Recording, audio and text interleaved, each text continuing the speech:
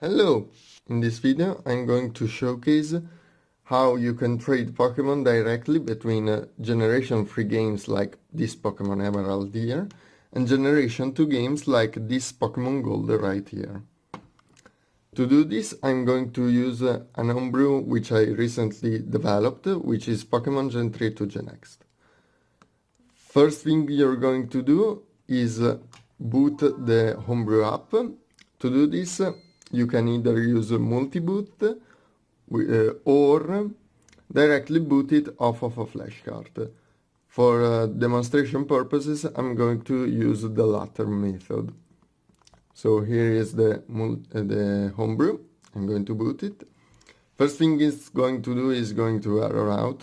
That's fine, since there is no Pokemon cartridge loaded.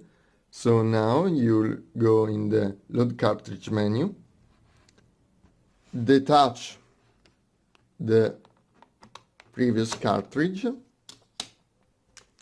and insert the Pokemon 1, Generation 3 one. Once you've done that, you can press the A button and the data will be loaded.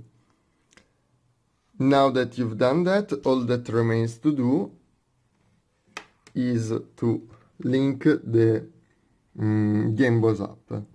To do this, we're going to be using Game Boy Color cables. It's important that you do not use Game Boy Advance cables, which can be seen due to this extra bit at the top, because they won't work. Now I'm going to link the Game Boy app directly, so first hand,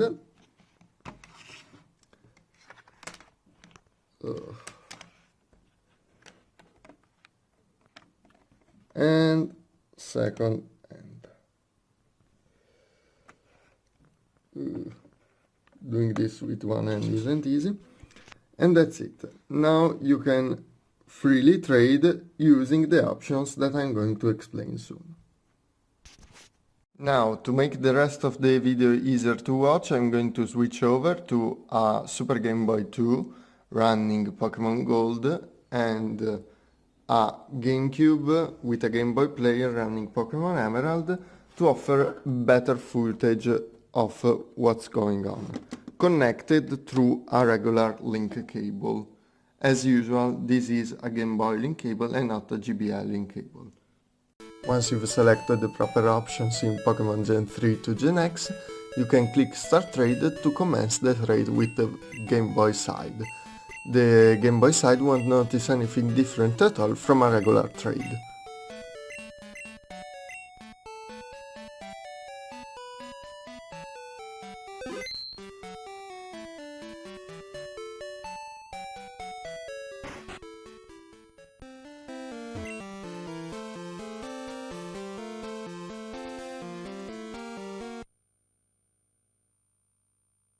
Once you reach the trading menu, you will be able to check the stats and characteristics of the Pokemon you will be sending and receiving through the summary option.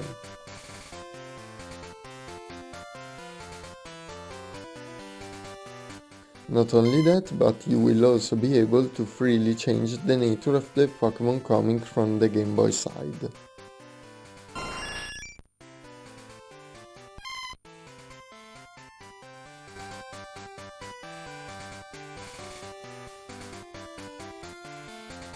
Here you can see an example of me changing the nature of this Quagsire to be quiet.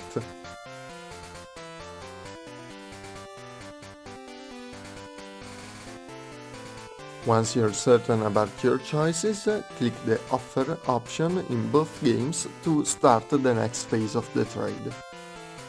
Here, on the Pokemon Gen 3 to Gen X side, you will be able to check the summaries of the Pokemon which are being traded. Confirm the trade on both sides to start the actual trading. Now the trading animations will play, and if a Pokemon needs to evolve, will evolve. All traded Pokémon will be legit in PKX and other legality checking tools, except if their level is below the one at which they can be regularly met, or they have moves which can't be learned in Generation 3. It's important to note that trading between generations is a lossy operation, and certain information will be lost, like EVs for Pokémon coming from Generations 1 and 2, or ribbons for Pokémon coming from Generation 3.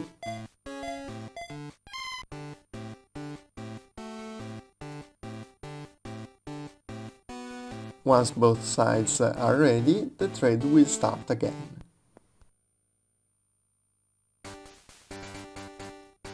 Here we'll be checking on the Quagsire we just received by restarting the Game Boy.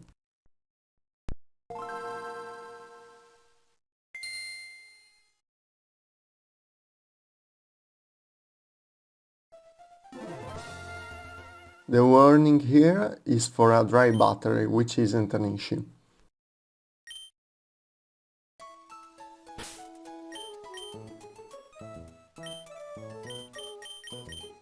And here we can check that our newly received Quagsire has been successfully converted to Generation 3.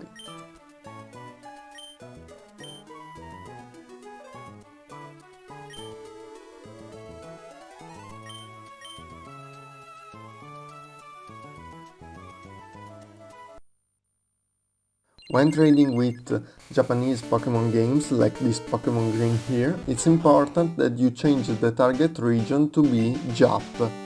This is because the trading protocol is slightly different for Japanese games due to the fact that their names are smaller in size.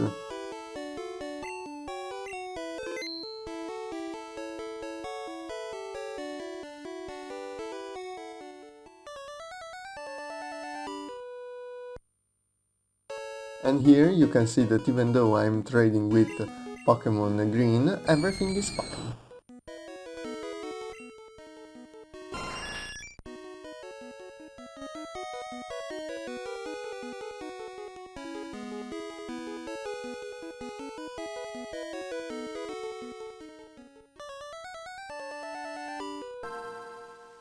Now, as I previously mentioned, I have a dry battery, and you can see it through the warning which is displayed before I can continue the game.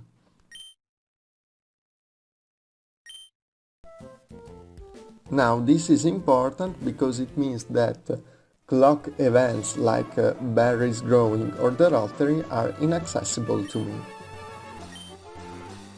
For example, these berries will never grow, and I will never be able to harvest a newly planted berry. However, I can use a feature of Pokémon Gen 3 to Gen X to help with this.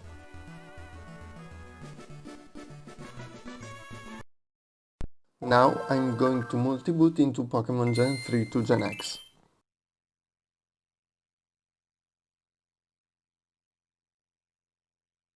By going into Settings and Clock Settings, I can edit various aspects of the game's clock.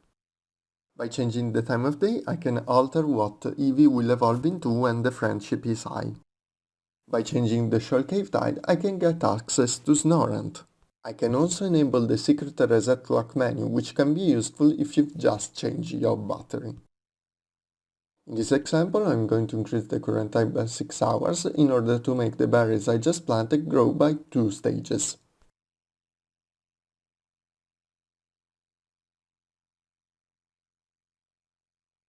Now I'll reset the game to check on the berries.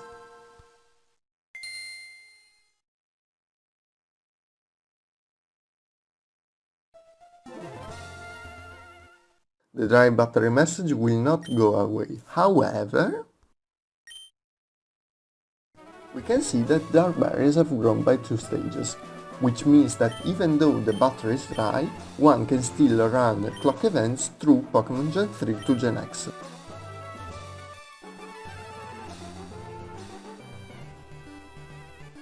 Now, there are some limitations when trading.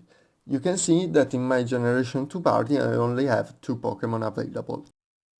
However, when I check my Generation 3 party there are 6 Pokémon in total. You can't trade Pokémon holding mail like this Doduo here. You can't trade Pokémon which did not exist in the target generation like Mudkip and Deoxys. And finally, there are certain combinations of Pokémon that can't be traded due to the fact that they did not exist in generations 1 and 2. For example, this Charizard here can't be traded to Gen 2 because it's both shiny and female.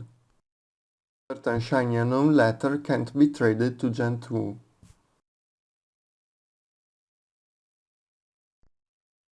Now, for the rest of the video, I'm going to switch over to my leaf green cartridge through the swap cartridge option. On this cartridge I have certain special Pokémon which I will be using to showcase other extra features of Pokémon Gen 3 to Gen X. For example, you can see that this Suicune which I caught in leaf green has very low IVs. This is because of the roamer IV glitch. The fix IV option will generate a new legit Suicune with regular IVs by changing some of its metadata like the origin place at the origin game.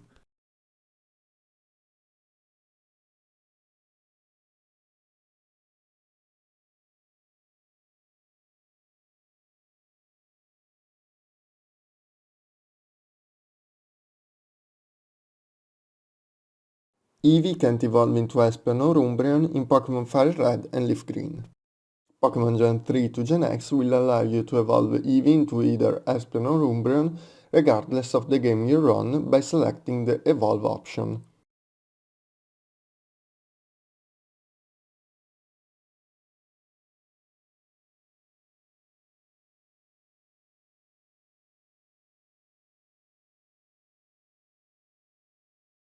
Not everyone has multiple games and a link cable.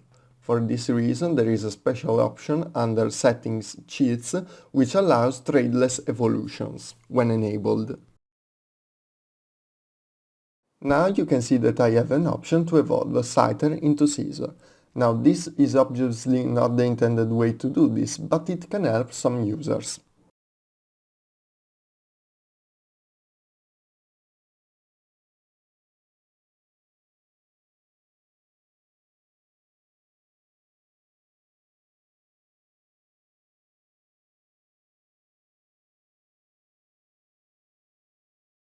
In Pokémon Fire Red and Leaf Green you can't obtain Pokerus, no matter what.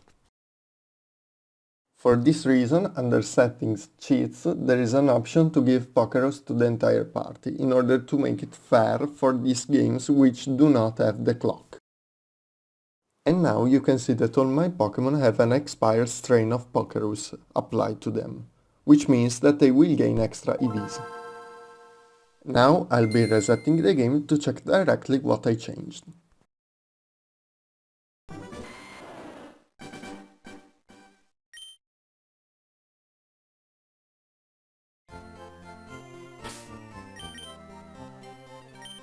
Now all my Pokémon have Pokerus, which can be seen due to the small square right beside the Pokéball.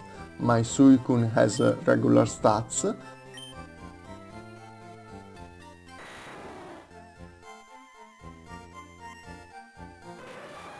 I have a Scizor and I also have an Espeon.